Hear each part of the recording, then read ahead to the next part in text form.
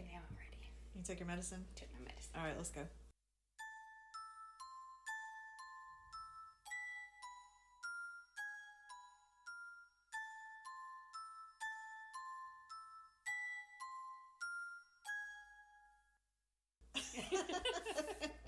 Welcome to Southern Bells and Chilling Tales with Kristin and a newly medicated Rebecca. You didn't say hey, y'all. Hey, y'all. Oh, you went Outcast. Yeah, I hate that song. I hate that song. All right, well, Outcast. Well, you do it. Do what? Hey, y'all. No, I'm keeping your Outcast. Hey, y'all. That is staying in there. That is not leaving. All right. So each week we're going to do, or each episode, because we don't know how many times, we're going to do a crime story and a paranormal, or just a crime story and just paranormal, whatever works out. Yeah, depending on how much we run our mouth. Because we talk a lot. Yeah. That is Lily commenting. She loves our podcast. She's our first official fan. This is so cute. All right, so I'm gonna get right started. You know, I'm gonna get right started. What? Let me get her. What's your story? She's like, drop some food. That's the story. You so bad. I can repeat anything if she starts barking. I'll take her upstairs. All right, so She won't eat. I'm gonna start with. I think this is my favorite story. I don't know if I have a hard time picking favorites, as you know. Yes. All right, so this is the story of Jack the Ripper. So I'm going to sound like I'm reading, which is going to sound super fake, and then we're going to talk. Okay. Which hopefully will not be fake, because I don't have a fake bone in my body. I don't think that you and I are going to be able to be fake. I think that's why we don't have a lot of friends. It's because we're not fake. Speak for yourself. I'm just kidding. Okay. You have more friends than I do. All right, Jack the Ripper. All right, so in the late 19th century, in the impoverished Whitechapel and Spitalfields, I think I'm saying that right, districts of East London, he roamed the streets, mutilating women, creating a worldwide media frenzy. So, Whitechapel, London in 1888. The West End of London was booming. The low-income housing was being replaced with warehouses and business offices. This forced many people into Whitechapel. Right, they're doing that today. What's that called? Where they're like pushing poor people. You zoning out already? Gentrification? Yes, that's it, gentrification. All right, there were a lot of immigrants in the area as well, mostly Irish people who escaped the potato famine, and Jews escaping religious persecution in Poland and Russia. Boo, Russia. Sorry. All this caused Whitechapel to be overcrowded. As with many impoverished areas, crime was an issue. These impoverished neighborhoods had very few gas lamps. They only gave about 5 feet of light, so it was so dark in places you couldn't even see your hand. Which is a perfect place to murder, but I think it's also, I would find it hard to see to murder. But I think with Jack the Ripper, they thought he either had a medical background or a butchery background because of what he was able to do. Right, and some of them actually argue that they don't think he did because of how jagged the wounds were, but I mean, I don't care how good you are. Try to cut that straight in the dark. I think it's pretty amazing. Well, and I'm sure he wasn't taking his time. I mean... No, he worked fast. Yeah, so I mean... He worked fast. Oh, who knows when that's going to come out. All right, they had common lodging houses for the poor. They pay a very small fee per night. It's sort of like an extremely crowded hostel. Right. Which I've personally never stayed in. That sounds super scary. But that was a big thing back in the day, especially in the poor communities. Yeah. You needed somewhere to go. And in the same poorhouse for these people, you'd have mothers with children in one room, maybe a serial killer in the next room, you know. See, that's why it's scary to me. But like you had a wide variety of people all kind of like crushed together in the same place. So you didn't know who you were rubbing elbows with. Exactly. And some of them would share beds and they didn't even know each other. Right. And it gets worse though. Oh, great. They have, they said about 8,500 people would stay in these places. So it's a good idea that they had them, because otherwise they'd be on the street. Could you imagine 8,500 people on the street? Sounds like Jacksonville. You can cut that if you like. No, it's okay. I don't care if they know around. We don't live in Jacksonville. Not anymore. And which Jacksonville? There's so many. Yeah, we already said Maddie Clifton, so. Oh, yeah. That's okay. We won't give them our address. Okay. But so they had about 80 people cramped into one small room. But how small? Because 80, that's a lot. That's got to be like a not so small room. I don't know. Even a schoolroom. If relative. you get 40 people in there, it's pretty cramped. Exactly. And trying to lay down and sleep. Right. Yeah, because they only got like a coffin-like bed. They had something that I still don't quite understand what this is. Apparently for an even smaller fee, they had ropes you could lean on. So I'm not understanding, do you sit on the rope and lean on the wall, or how do you sleep? I mean, do you like fold over, hang on it? I don't know. They pay for this. I mean, it's super low, but... Paying for a rope and that's more than a bed? No. It's definitely cheaper. Oh, well then it probably is just a rope to hang on, sleep upright. I feel like I'd rather sleep on the floor. Maybe you couldn't though. Maybe like you will pay for that floor space. Yeah, but then you have to think about like there's going to be roaches everywhere. There's going to be rats everywhere. I would just pretend you're like that not going to happen. want to sleep on the floor. Well, I mean their beds are on the floor. Because it's like a coffin like on the ground. But they're still like a little bit elevated, or if it's a coffin, then it's got something up the side, right? They can climb. Or like if it's an actual coffin? No, I'm just saying if it's built up on the sides. Yes, they can crawl over, but you would also be able to cover yourself up if you had a blanket or a cape or something. Or they might think that it's comfortable in there with you and want to come hang out. Maybe. Who knows? Ew. Yeah, it's gross. I think what we have determined here is that we would not have made it. No.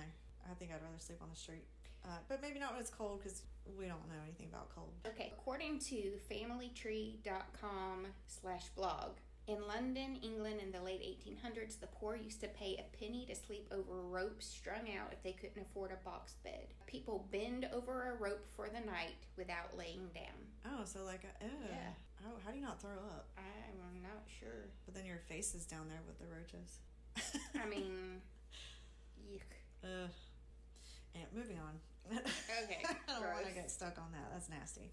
That's where the term hangover comes from. Shut up, does it? Yes. So historic-uk.com, a very Victorian two-penny hangover by Terry McEwen. During the Victorian era, the practice of paying for a two-penny hangover, not the description of a cheap night out, it's actually somewhere you could go to sleep if you were one of the thousands of homeless and destitute, paying a penny to sit up, 2 pence to hang over with the rope, or 4 or 5 pennies to lay down. All right. There was very little work. The work they did have was not enough to survive. Many women turned to prostitution, which nowadays we should call sex workers. Why are we not calling it prostitution? A lot of people look down on prostitutes in a way that makes them less than, so it's like their murders aren't as important. I mean, let's just call it what it is. You're going to get attacked online.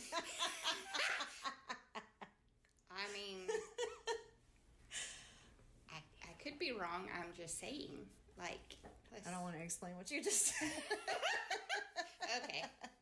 Let's call them whores.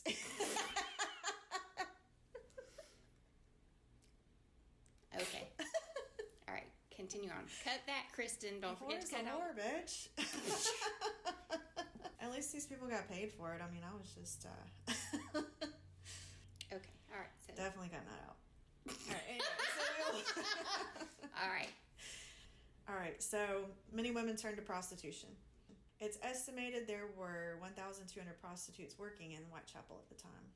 The whole reason, I think, is it's to make sure that they're not cast aside when it comes to a murder or they're missing. But who would think that? I mean, just based off of somebody's, like that a prostitute is less than, like the case of a murdered prostitute is less important than the case of a murdered rich person. Like, people are people. If you want to profile people and put them in these boxes, then you shouldn't have the job of being in law enforcement. Or well, I will give you many cases where that has been a major problem.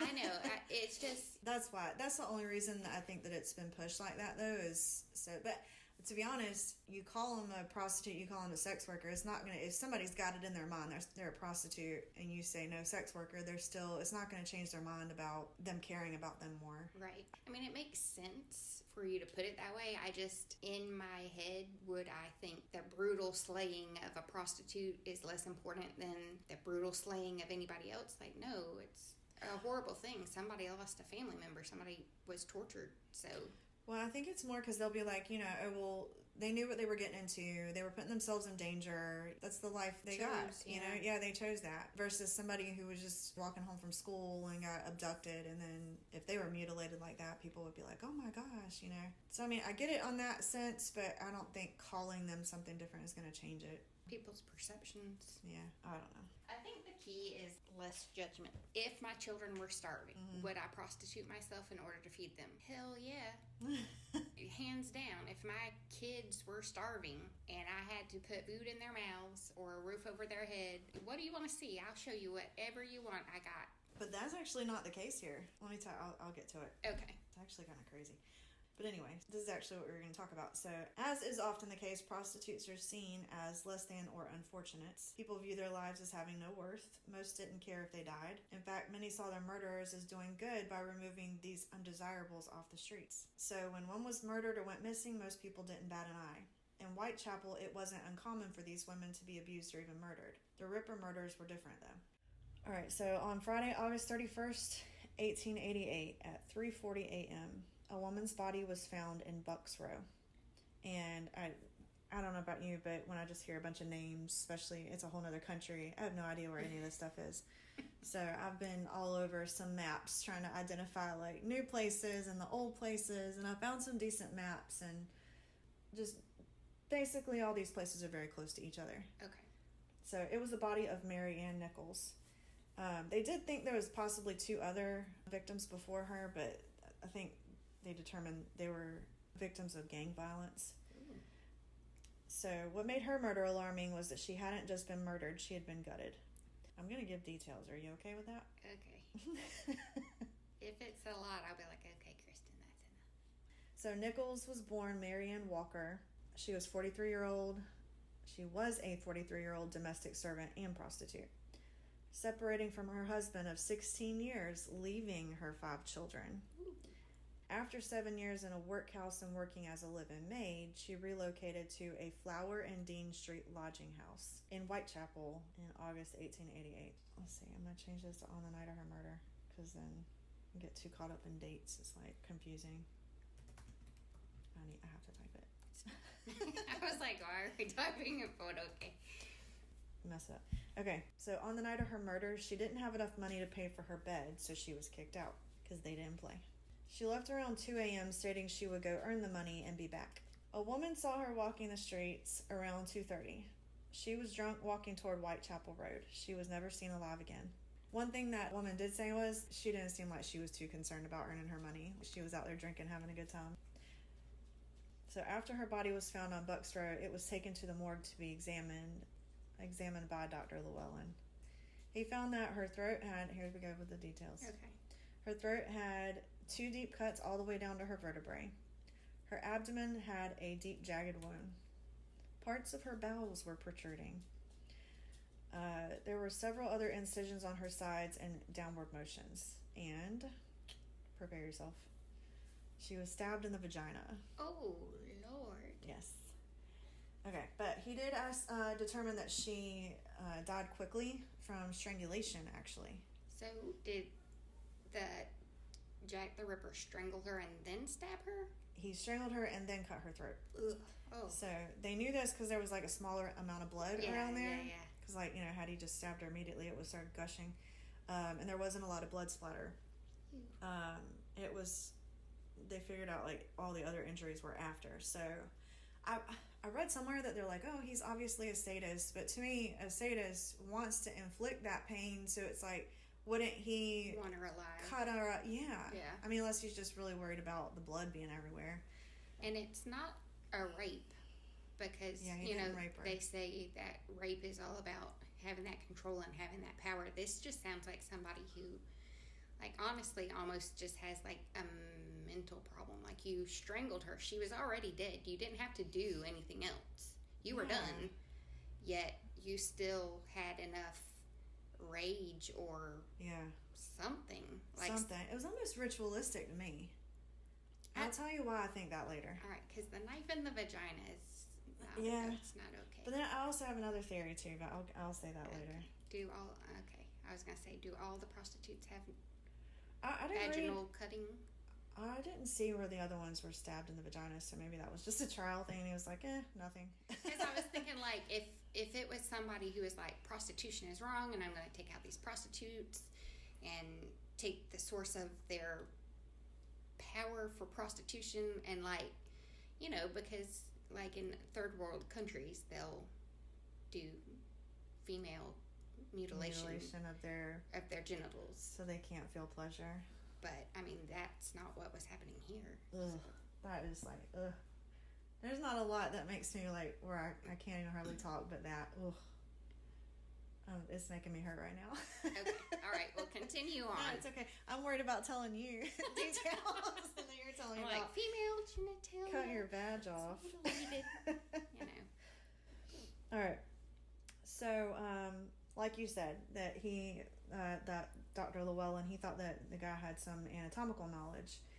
And he said these mutilations would take about 4 or 5 minutes. And they thought the knife was between 6 and 8 inches long, possibly a cork cutter or a shoemaker's knife. Ooh. Which, remember shoemaker's knife, because something comes up later that I didn't think about till I was going over this yesterday. All right.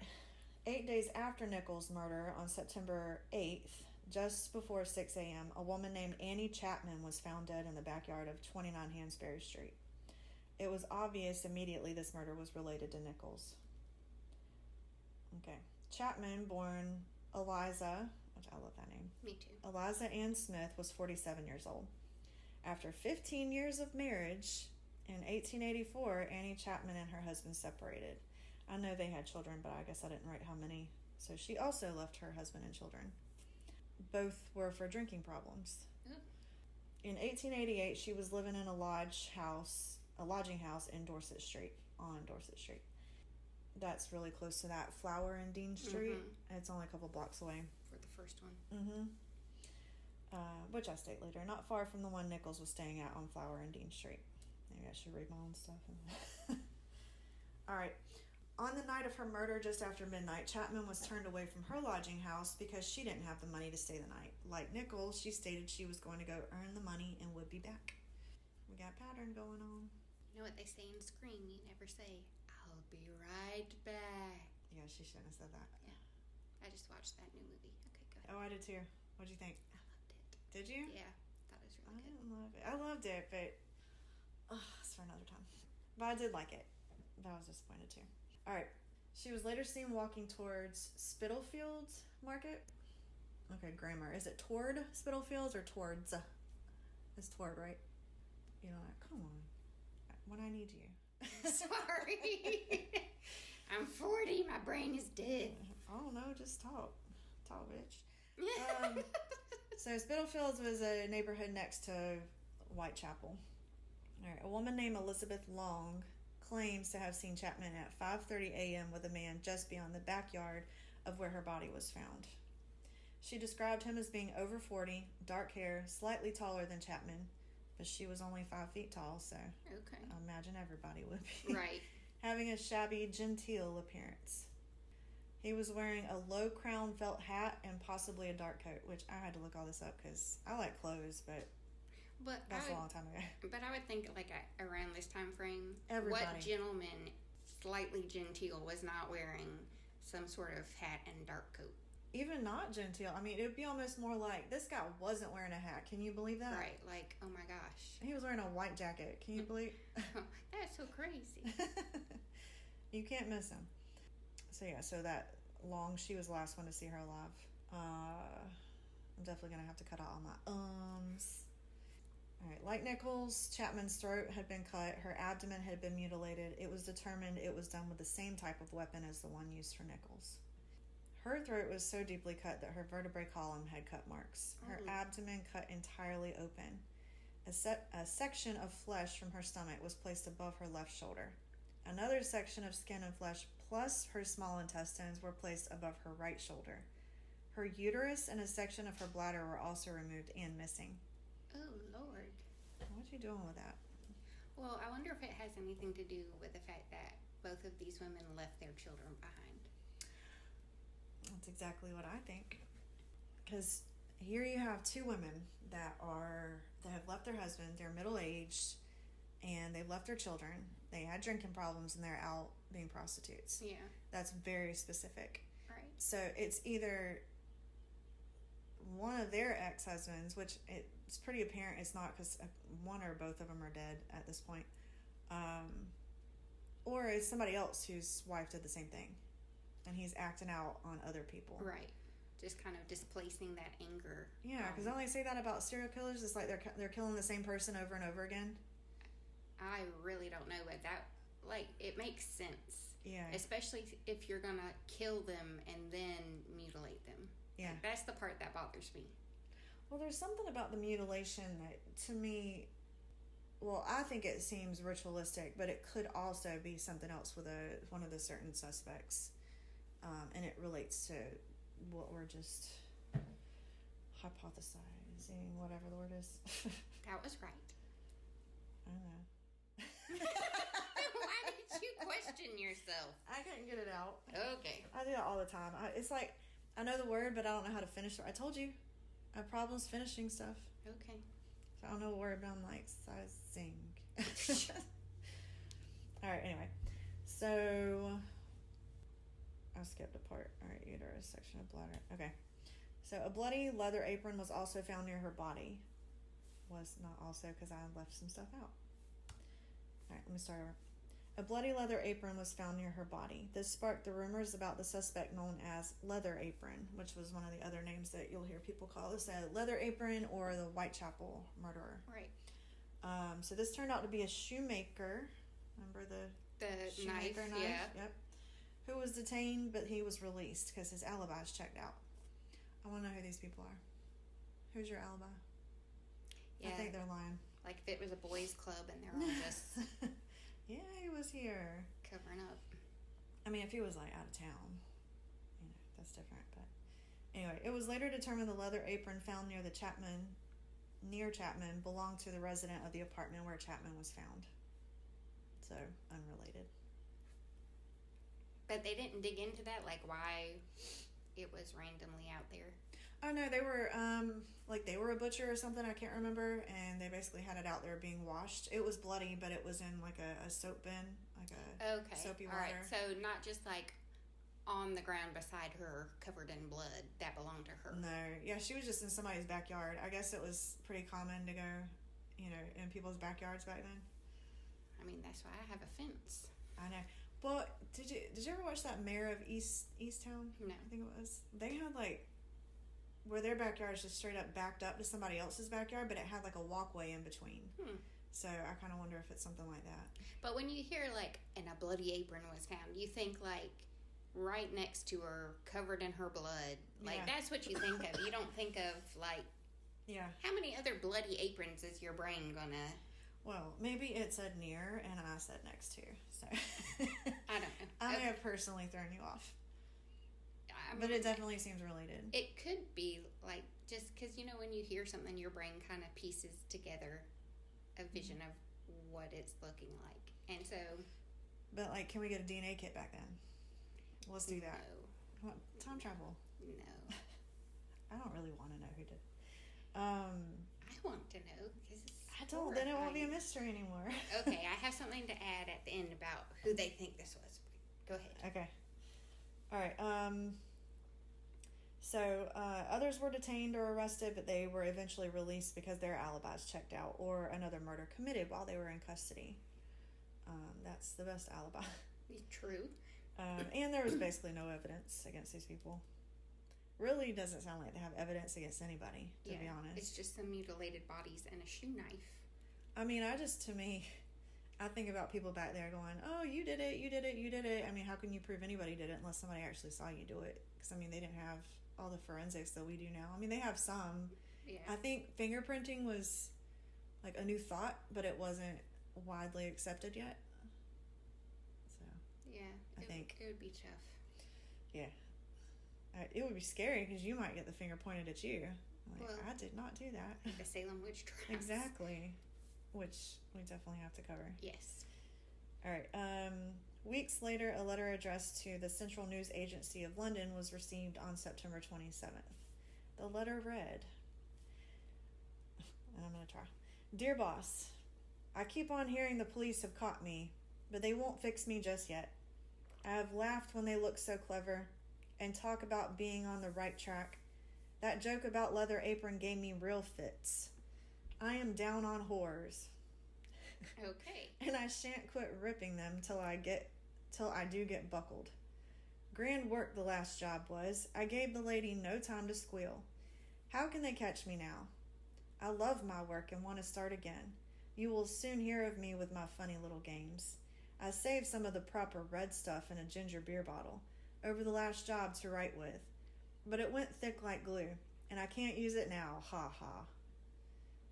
Like early texting. The next job I do, I shall clip the lady's ears off and send to the police officers, just for jolly, wouldn't you? Keep this letter back till I do a bit more work. Then give it out straight. My knife's so nice and sharp. I want to get to work right away if I get a chance. Good luck. Yours truly, Jack the Ripper. Don't mind me giving the trade name. P.S. Wasn't good enough to post this before I got all the red ink off my hands. Curse it. No luck yet. They say I'm a doctor now. Ha ha. Alright. So. Wow. My issue with this letter is you can gut somebody, but you can't say blood. You have to say the red stuff. Maybe it was a type of slang. I mean, he's using a lot of slang in there. I don't know. I just think that takes like a big pair of balls to be like, you know what? You're never going to catch me. Yeah. I wrote you a note. Mm-hmm. I mean, that. Yeah, it's so strange. Like, it's like they're torn between not wanting to get caught so they can keep going, but then also they want the notoriety. Yeah. So some of them give into that. But okay, so the Dear Boss letter is what that was called. They published it in the newspaper on October 1st, so just in case somebody could recognize the handwriting. Mm-hmm. The night before, they published it on September 30th, which is 3 days after they actually received the letter. At 1 a.m., the body of Elizabeth Stride was found in Dutfield's yard, which is also very close, adjacent to the International Working Men's Education Club. There's your club. Yep. There's where the alibis come from. Only her throat had been cut. It appeared to have been cut recently since blood was still flowing from the wound. 44-year-old Stride, born Elizabeth Gustafsdotter. She had dark hair and was 5 feet 5. Okay. After separating from her husband of 12 years, she was staying at a Flower and Dean Street lodging house. There's another pattern kicking in. Okay, so I read in one place that she didn't have any kids with him, but then I read somewhere else that she stated that 2 of her 12 kids didn't make it. What? So, like, you know, that's a big difference. Yeah. 0 and 12. 12. Yep. And who would... You can't be a prostitute after having 12 kids. She might do Kegel exercise. But, like... I mean, hey. I don't know her life. I mean, I guess she could. It wouldn't be bothering her. She'd be like, are you there yet? Are you in here? I mean, that would be a positive, I would think. I mean, for her, maybe not for the experience. Yeah. His pleasures. Ribbed for her pleasures. What was Danny calling it last night? He was like, you're, like a delicacy or something. It was like, choose your delicacy. Like, you like them numb? Hot dog down the hallway? Yeah. Like, okay. She's for the big ones. Whatever. So all 2 of them across the world? Yeah. The ones we would run from. I've seen one penis and had one penis. You think if some giant penis came at me... You've never even online? Online what? You've never seen another penis online? What am I randomly looking up penis pictures? I mean, never? Not even curious? I'm sorry. I'm too nosy for that. Like, what else is out there? No, I'm a one penis type of gal. As far as I know, Josh has got the biggest penis in the whole world. We already had this conversation. Yes, game we night. did. Yes, we did. So I won't mention. I just would like it recorded that I said Josh has the biggest penis ever. And I said also the smallest. Okay. All right. So she funny. may have had. Anyway, She may have had 12 children. Or none. Or none. That's a big difference. So either the flimsiest or tightest. Gotta be careful when you run. Nasty. That was what you thought was nasty? This whole conversation we've had, that's what you got for me? Like juices, okay? Jeez. All right. Please enter comments below. Tell us what you think. Yeah. All right. Go ahead. All right. She was seen with multiple acquaintances or clients that night. And she wasn't loose before. Oh, so mine was nasty, but that was fine. The last one she was seen with was between 12:35 and 12:45. He was an average sized man wearing a long black coat. So just like not a white previously. coat. Yeah. So what? So just like previously with a hat and a long dark coat. Only this time he didn't have a hat. It was just a long dark coat. Oh, yeah. If it's the same guy. We don't know. Could be. The same night, just 45 minutes later, another Ripper victim was found. A Ripper victim? I'm a Southern Belle. This is a Ripper victim. This victim was Catherine Eddowes. She was found the same night at 1:44 a.m. in Mitre Square. Now, all this stuff is close, but to walk to this place and murder somebody and be gone within 44 minutes, I mean, I'm slow. I would be a slow killer, so I would get caught. But well, and to have killed 2 people in one night. Mm-hmm. If they're both his. Because some people dispute whether the one that just had her throat cut was actually his. Right, because you're thinking it's messy. You're not going to just be like, got a handkerchief, wipe my hands off, and kept going. Wipe yourself and go. Yep, I would think, but I mean, this person, it's like, it almost seems like he's done it before because he seems very efficient. If they're both his. Yeah. All right, so she was mutilated and disemboweled as well. 46-year-old Eddowes was 5 feet tall, also a fun size, with dark hair, separated from her husband and children as well. So we got the same pattern kicking. She was also living at a Flower and Dean Street lodging house, which, you know, they always talk about the location of where the bodies were found, but what seems to be more pertinent information is where they stayed. Right. Where they stayed was within a very small vicinity. I mean, where they were murdered was pretty close too, but I don't know, the other it just seems like maybe there's somebody in that area who is watching their moves and knows they're out trying to make money and I'm going to take advantage of the situation. But I wonder if he was a stalker before, or if he just like, oh, you're out in the street tonight? Well, it makes sense though for them to have known more of the lady's stories since they're all so similar. Yep. So, yeah, you'd think it would be somebody either in the same kind of boarding house or maybe the owner of a boarding house. Yep. Who's like, they're all in the same boat. Yeah, because, I mean, you know, they said this is way overcrowded. Even though it's a small area, it's a bunch of people. I mean, I think about, you know, we went to high school with what, about 2,000 or 3,000 even? I don't know. Anyway, I mean, I didn't know all those people. No. Even in our class, I mean, we started with 1,000-ish and then ended with like 300-ish. Great graduation rate. I wasn't there, so. Yeah, I don't even think I knew all 300. I mean, I knew most of them, but not enough to know all their life story. Yeah. So it seems like somebody who either knew or knew of at least their life story. And I mean, they all seem to be, I mean, 5'5" isn't short, but 5'5" is the one that just had her throat cut. So she may not be an actual victim. Yeah, and she either had a bunch of kids or no kids, and we don't really even know. I mean, does he know? You know. And I think, you know, especially what you said earlier, somebody whose wife had done that to them. Yeah. You know, so that makes sense to me. So he's picking somebody that has a past like his wife, is short like his wife. Yeah. You know, that makes a lot of sense for it to be so repetitious. Yeah, she done me wrong. Look. So, and some people take that harder. All right, on the night of her murder, 3 witnesses saw her at 1:35 in a narrow walkway called Church Passage that led to Mitre Square, which is where her body was found. One of the 3 witnesses saw Eddowes with a medium-build man about 5'7" with a fair mustache. He was wearing salt and pepper color loose jacket, so that's new. That stands out. It's not black. Gray peaked cloth cap and a reddish neckerchief.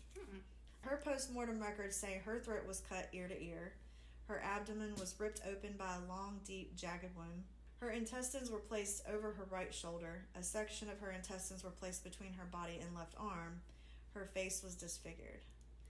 And I took out the part that describes the disfigurement of her face, because that part doesn't really make sense to me.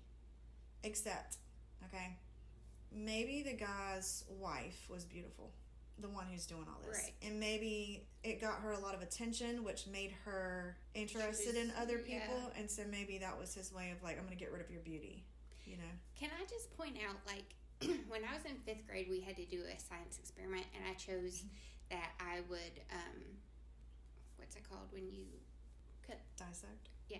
I chose that I would dissect a frog. And you have to be super careful, because the first thing I did was cut too deep into the frog and nick the intestines, and frog poop was everywhere. Gross. So, with that thought in mind, it's got to be extremely difficult to cut into a human abdomen. Yeah, and not hit the intestines, much less move them. Yeah. In a way that you're not. I mean, that's going to take some knowledge. Yeah, and I don't want poop on me, so I imagine he didn't either. I mean, blood's one thing, but I mean, yeah, but I mean that just tells you it's not just some random person who doesn't know anything. Human anatomy. Yeah. I mean, especially to be able to cut someone open, move things around in order to get to a uterus, in order to cut the uterus. I mean, yeah. I'm a woman, and I don't know if I could cut myself open and figure out where exactly my uterus is. Let's not try it. But you know what I'm saying? Yeah, I do, because I feel like if it were like what you're saying, like it would be all over the papers. There was shit everywhere, you know. 1800s. Yeah. Poop. Then he wouldn't be Jack the Ripper. He'd be Jack the Shitter. Not quite the same ring. No. Jack the Shitter. Nice. All right. A section was later recovered from her clothing. A section of her ear was later recovered from her clothing. And if you remember in the Dear Boss letter, he said that he would remove her ears. Right. Ears, plural. Okay. At 2:55 a.m., a bloodstained portion of Eddowes' apron was discovered under what would later be called the Goulston Street Graffito. I don't know if that's an old way to say graffiti, but that's pretty much what it was. Right, yeah. Yeah, in a common stairwell in an apartment building. This was in the direction leading back to the first murder. The graffito is commonly believed to have said, "The Jews are the men that will not be blamed for nothing." Mm-hmm. Yeah, there was a lot of anti-Semitism. Right. Anti-Semitism, how is it? Is that it? Or? Yeah, it's my vacuum thing. It's got to do that, and then it'll shut all the way off. Oh, okay. I'll wait then. I'll sleep you there for a second. Would you like a Prozac? That is not what I need. You want me to come in here talking a million miles a minute? I'll start seeing ghosts then. Alright, so that graffito stuff, that was undetermined if it was related or not. It's considered the only real clue, but they really don't even know if it's related. Okay. And they erased it actually very quickly because they didn't want to spark protests. Right. What was it written in? Just marker or blood? Did they have marker back then? I don't know. Oh, yeah. Blood, that would be... I mean, that would... It was in her blood. That would be more like, since he was singing in the Dear Boss letter, like, he was going to write that letter in blood, but it got too thick, so... Right, the red stuff. I think it was chalk. I'm serious. I'll look it up later and tell you, but I think it was chalk. That Saucy Jackie postcard came the same day that they put out Dear Boss, which was October 1st. So the same day they put that out, they got a Saucy Jackie postcard. It read, this is kind of hard to read, so. "I was not codding dear old boss when I gave you the tip. You'll hear about Saucy Jackie's work tomorrow. Double event this time. Number 1 squealed a bit, couldn't finish straight off. Had not time to get ears off for police. Thanks for keeping last letter back till I got to work again. Jack the Ripper. So, depending on when the information got out, would we know for a fact that this is actually him? I don't know when I say it, but they do believe these were hoaxes. Well, all right, here they are. The two letters don't even sound the same. No, but I don't know. But they're the same handwriting, those two. They do believe those are written by the same person. Okay. So anyway, this way they do believe all of the letters are hoaxes, though. But those two letters, they had enough information in them to make them where they couldn't completely throw them out. Right. So they had to consider that it might possibly be Jack the Ripper. Yes. There was a Whitechapel vigilante committee that was formed because they weren't satisfied with the police and what they were not finding. So they started conducting their own investigations. So the president of them, his name is George Lusk, on October 16th, he got a letter dubbed From Hell. Oh. Which sounds cool, but along with half a human kidney preserved in wine. Ooh, no. Dinner. The nice key. The From Hell postcard says, "From Hell, Mr. Lusk." And some of the spelling is crazy, so if I say something wrong, I'm trying. Sore, I don't know if he's trying to say sir. I send you half the kidney I took from one woman. Preserved it for you. T'other piece I fried. He's country too. This is a Southern man. T'other piece I fried. Yes. He fried it. He's definitely from the South. And ate it was very nice. He might have been one of our ancestors. Nope. Nope.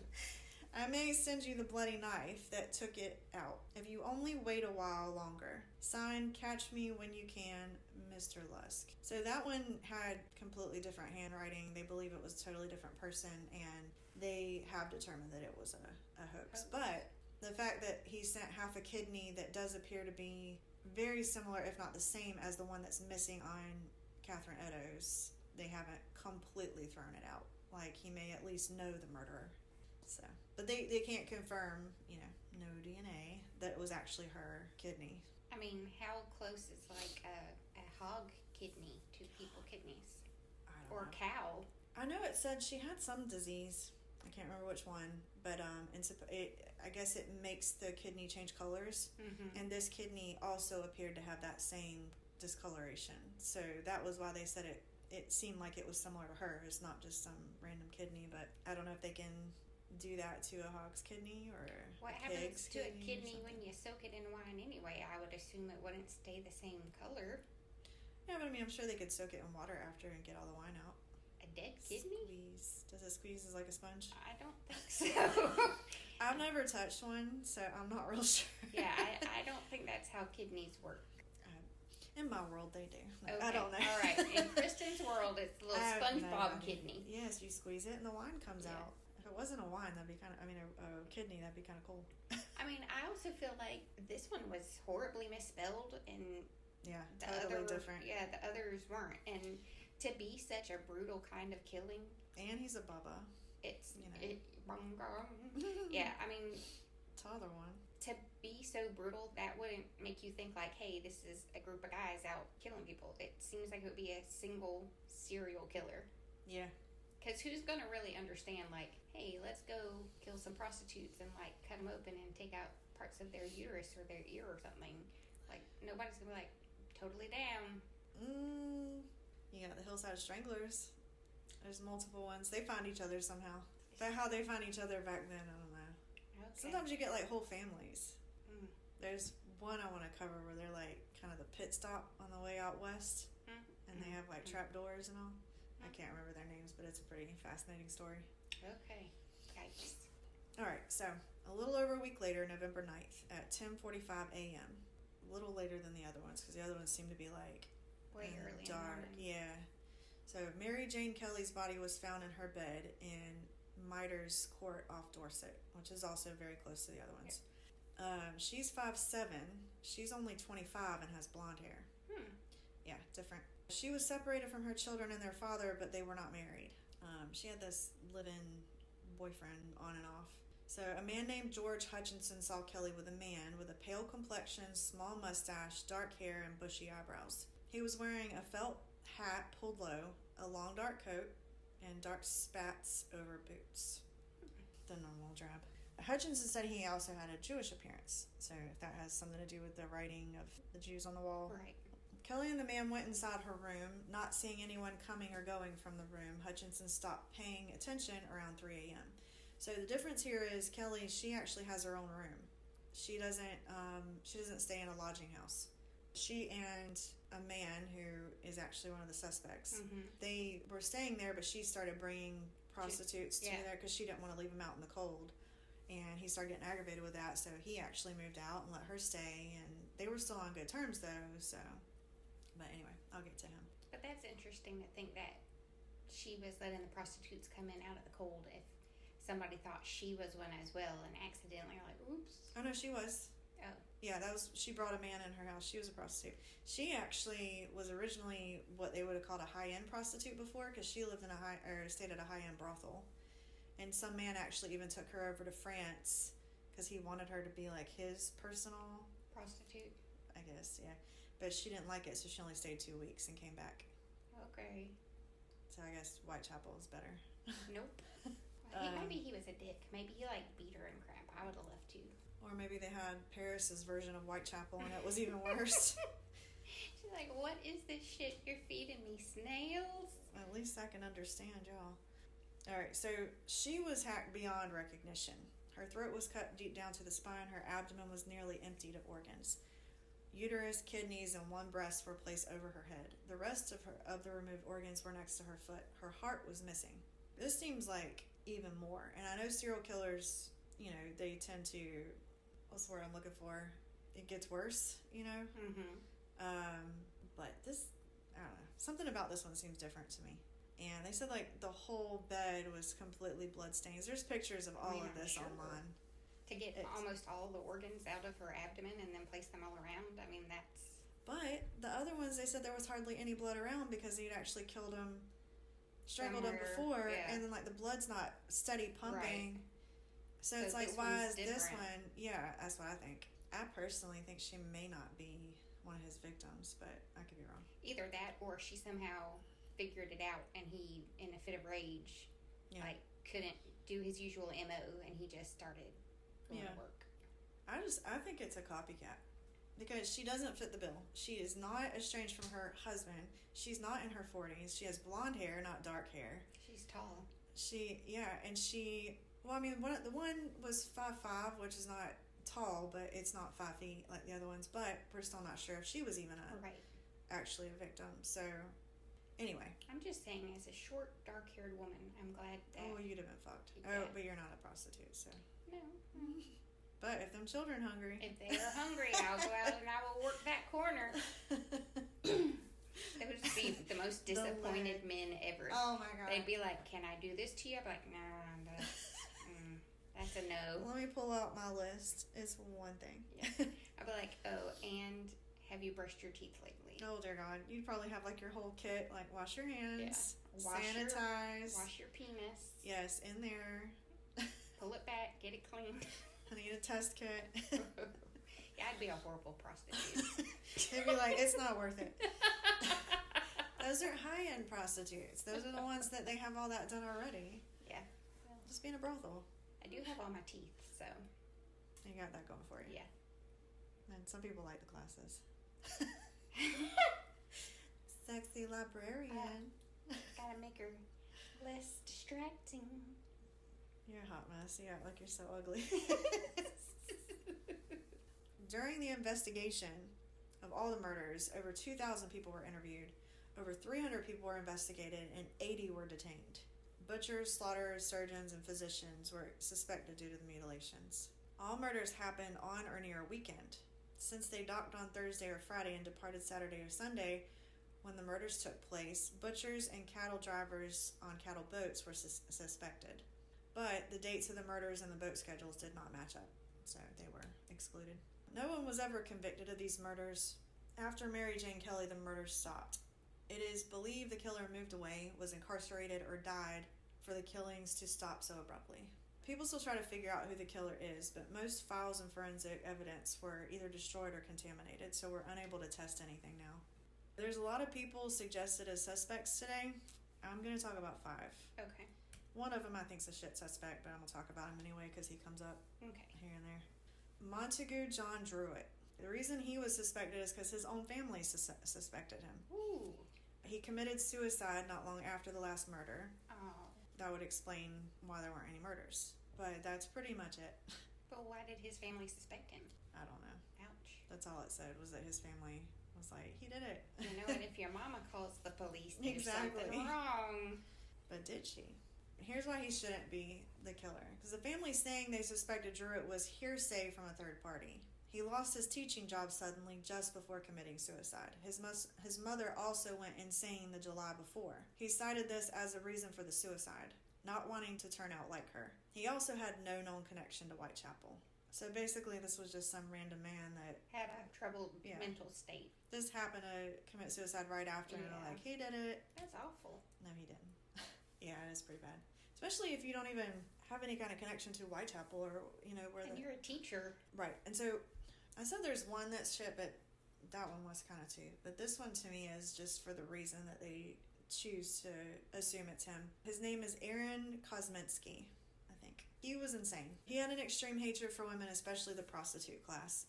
He was removed to a lunatic asylum in March 1889, so I guess they're assuming because... he got put away. Yeah, but I mean, that was months later. It was said that he was the lead suspect, but given he was a Jew, the inspector wanted to be sure. Given the anti-Semitism at the time, he felt he would be hanged. He didn't want this on his conscience. That's understandable. Well, you know how, witch trials and stuff, like, you did it, hang him. This is why he shouldn't be. The whole time he was in the asylum, he was never classified as homicidal, nor was he violent. And here's my question. I want to know what you think about this. If somebody's truly insane, and to me insane, you can't fully put together coherent thoughts. Are you able to, in the dark, pick out a woman that's exactly the same age, near height, same background, kill them in the dark, not get, no, you're going to be out there hacking. Yeah, and making weird noise. Exactly. Yeah. Exactly. It doesn't feel right. No. So, I don't think he's it. The next three, I think any of them could be it. And one of them's kind of just a fun one, but if you want to call it fun. Alright, so you have Charles Cross, or Lechmere. He actually discovered the first victim. Or was he seen after killing the first victim? Was he covered in blood? I don't know. I mean, I think it was dark. I think people are forgetting, like, there's still going to be some blood, even though he strangled her and then cut her, like... Well, there's a reason he may have had blood on him. Okay. He gave a false name, is the first problem. He gave conflicting stories. The second person to see the victim said Cross was standing over the body. Cross said he was across the street and stopped halfway in the street, never approaching the body. So why give conflicting stories? The police constable Misen, who Cross came to for help, stated Cross said there was already a police officer at the scene. Cross claims he did not say this. He claims he only said that Misen was needed at the scene. So that's two conflicting stories, and he gave a wrong name. Sure, it could be for something else, but still looks suspicious. Yeah, don't be suspicious. I love that. Suspicious. So all murder sites were on his way to work, and he sometimes delivered meat in the district for his job, so it would not be odd for him to have bloody hands or clothes. Yeah. And, my thought, they talk about it's on the way, but it's weird random times in the night. Did he have, shift work where he went weird random times? I mean, why would you go deliver meat at 1:30 in the morning? That his shift was overnight, I know that. How are you going to deliver meat at 1:30? Who's receiving the meat at 1:30 in the morning, and then you're either salting it or refrigerating it? You can't just drop off some meat somewhere. It's not going to be good. Well. There's a lot of pubs in the area, and I know there was one woman who was a witness, and she was talking about how she was out getting a gin at 5:30 in the morning. So I think they're up. I mean, that person I might be related to, but not Jack the Ripper. How you mentioned earlier, the lady drinking gin at 5:30 is probably mine. I mean, these people were up all night, out all night. There was people everywhere. It was busy. I'm like, this is that city that never sleeps. Yeah. And I guess with so many people, you couldn't even enforce a curfew. Yeah. Because it's just too much. Well, I think they just didn't care. Just go down there and don't bother anybody. Because it was high crime, so they just... doing the best they can. Yeah. I don't know. But I'm thinking, even if it's not on his way to work, if he's delivering meat throughout the district, I mean, he could stop on his delivery and stop it. I mean, he's killing these people quick. So, I mean, that could have been how he got from one place that was, 45 minutes. It wasn't 45 minutes away, but it was close. But still, they're faster in your vehicle. I'm guessing he has some sort of vehicle. Is it like a wagon? I don't even know. I mean, I guess. I mean, to be delivering. I hope he's not walking this. He probably is walking it. I guess it depends on what he's delivering, but you'd think he'd not deliver just like one single place. He'd deliver to a variety. So he would have to have a wagon. Yeah, something. Yeah, so I mean, it probably wouldn't seem weird for his wagon or whatever to be stopped, and he goes off and kills somebody in the darkness, gets back, and nobody even notices. Yeah. Delivers some beef somewhere. Yeah, to the local pub. Shank a prostitute. All right. Why he may not be the Ripper, other than the fact that everything is circumstantial, there's nothing to say he isn't. This one is my favorite so far. Okay. He just kind of, I mean, we know he was at one crime scene. He discovered the first victim. Yeah. So it's highly possible he was the one that did it and actually got caught and was like, hey, there's a girl over here. Yeah. But, and he was there. He's a pretty ordinary guy. It's He usually misinformation. Yeah. It's usually somebody who's completely ordinary that you're looking for somebody that looks scary, but he's probably got a pot belly. All right. So the next suspect is Joseph Barnett. Joseph Barnett. He was Mary Kelly, the last victim, her on-again, off-again boyfriend. He did not like Kelly's lifestyle. It's thought that he killed the other women to scare Kelly off the streets. It would make sense given she was the last one killed. He had no further reasons to kill. I don't like this one. Right. It's a decent theory, but I mean, just because the profiling alone, it kind of makes sense. But the fact that that's not her profile, you know what I mean? They totally look different. They live in a different place. Right. Like if she was a middle-aged, dark-haired woman separated from her husband, and he was the husband. Yeah, but otherwise, I mean, you're mutilating these women. The only thing that kind of sounds like it might be possible is because most of them he actually strangled first. And so, to me, that would almost mean like, you don't really want to hurt them per se, but the rest of it is just for show. Mm-hmm. So that's the only thing to me that kind of sounds like, well, maybe, but it just... I feel like still, like, maybe strangle them, okay. Yeah. But the other ones, I mean, I feel like it's going very far to just be for show. Right. And that one where there was... Right. And there's the 1 and 2 night, or the 2 and 1 night. Yeah. It's like, okay, if your whole point is just to scare her, the one with the slit throat, that should be enough. Right. But it was like this person had to disembowel somebody. Yeah. So it was like, I didn't get to finish that one, so now I have to go on to the next one. I have to do this. Right.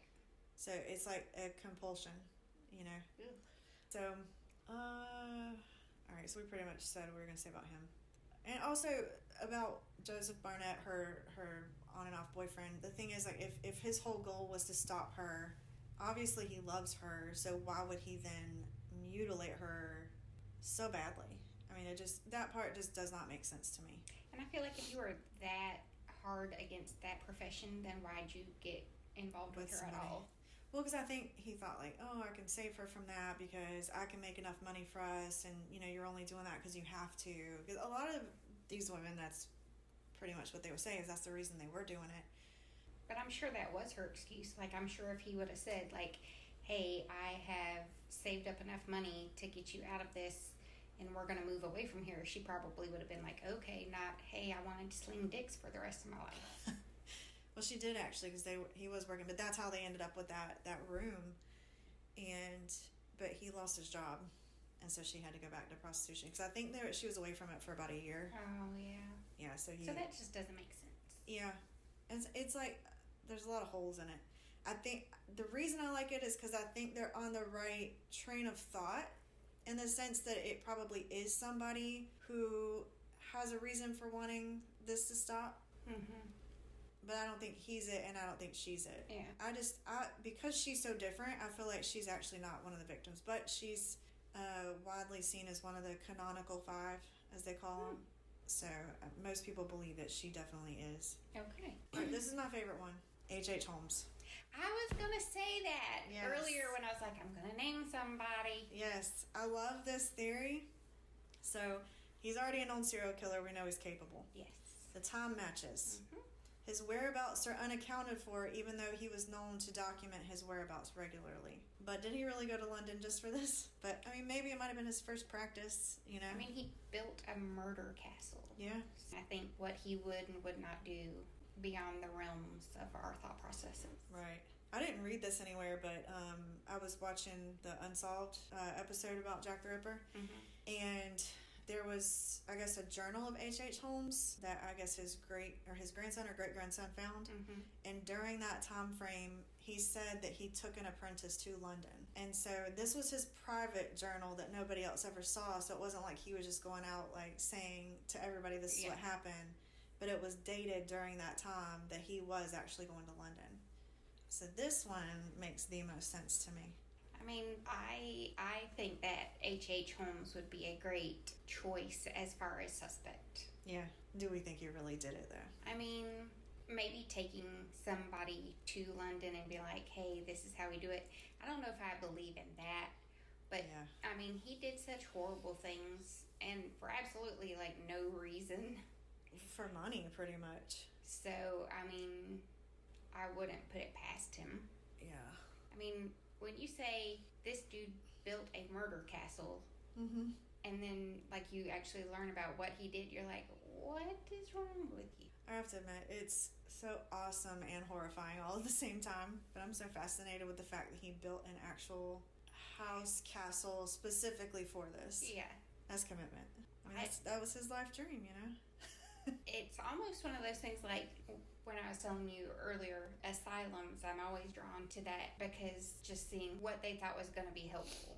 And obviously, H.H. Holmes or Jack the Ripper, if they're the same person, whatever, like, these are people with serious mental illnesses. Like, that's not... Yeah. I have some depression sometimes and I can't get out. That's like you are yucking foots. And nobody noticed. They're so good at hiding it. I mean, you know, like H.H. Holmes, he was a con artist. I mean, he was a professional at hiding who he really was. That gets me every time. But I mean, out of the options here... Yeah.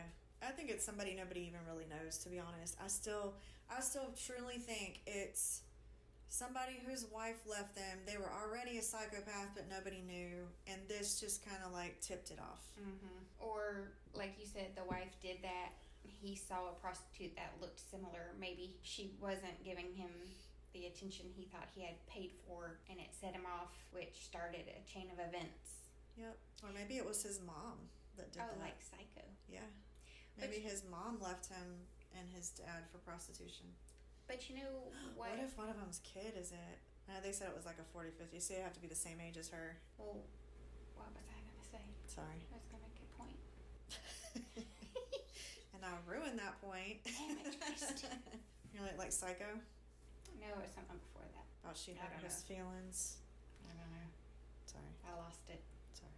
It's okay. If you remember, just cut me right on off. Totally lost that train of thought.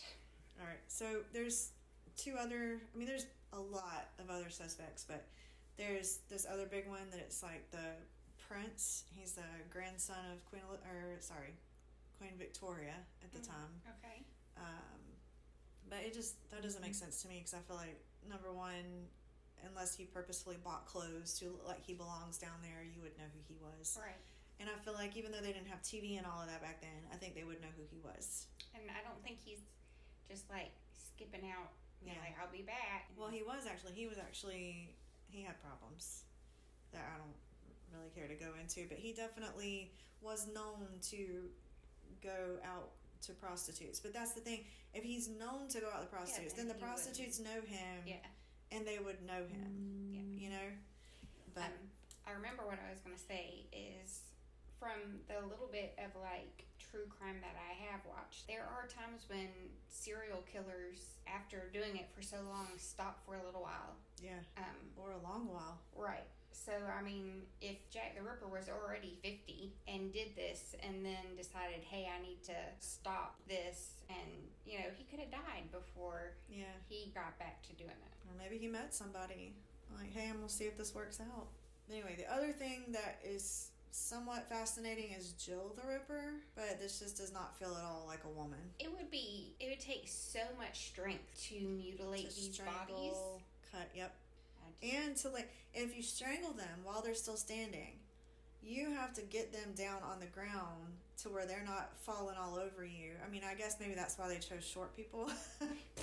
Maybe this was a bigger woman. It just doesn't feel like a woman, and that's all I have to go on. Yeah, I don't agree with that. I just think it would take too much upper body strength to rip open a body and take. Nah. Yeah, it just doesn't. I don't know. So anyway, I kind of write that one off. Hi, Lily. Lily, the podcast dog. Something to say? What do you think, Lily? Who did it? She's keeping it to herself. Okay. You want it to stay unsolved too. Okay, so either way, unless there's some forensic science or something that comes up in the future, it'll forever be a mystery. Yeah, I don't think they'll ever figure that one out. I agree. So, well, that's the story of Jack the Ripper. Or Jack the Shitter. Yes. We have changed his name. Because we know he got some shit out them intestines. Yes. We got the chitlins. If Becca got shit out, then he got shit out.